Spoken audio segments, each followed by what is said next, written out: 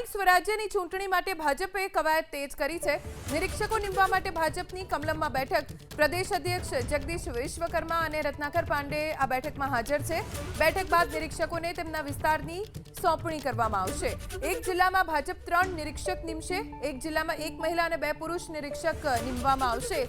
જિલ્લા ભાજપ પ્રમુખો અને પ્રભારીઓ બેઠકમાં હાજર। રાજ્ય સરકારના મંત્રીઓ પણ બેઠકમાં હાજર છે।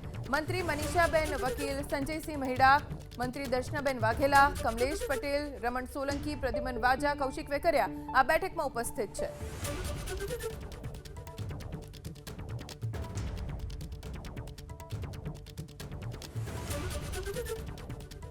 સ્થાનિક સ્વરાજ્યની ચૂંટણીઓની તારીખો હજી જાહેર નથી થઈ, પણ તમામ પક્ષો તૈયારીઓમાં લાગી ગયા છે।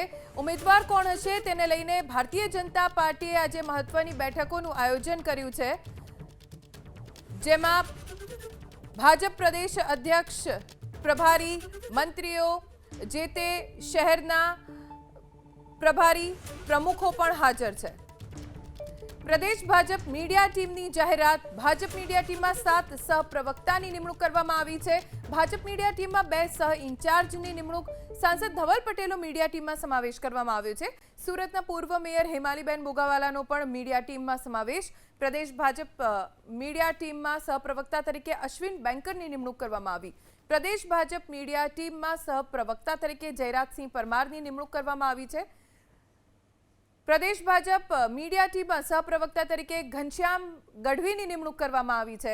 પ્રદેશ ભાજપ મીડિયા ટીમમાં સહપ્રવક્તા તરીકે મંજીભાઈ આહિરની નિમણૂક કરવામાં આવી છે। શ્વેતાબેન બ્રહ્મભટ્ટની નિમણૂક કરવામાં આવી છે। પ્રદેશ ભાજપ મીડિયા ટીમમાં સહ ઇન્ચાર્જ તરીકે ઝુબીન આશરાની નિમણૂક કરવામાં આવી છે। સહપ્રવક્તા તરીકે કલ્પ પટેલની નિમણૂક કરવામાં આવી છે। પ્રદેશ ભાજપ મીડિયા ટીમની જાહેરાત કરવામાં આવી છે, જેમાં 7 સહપ્રવક્તા અને 2 સહ ઇન્ચાર્જની નિમણૂક કરવામાં આવી છે।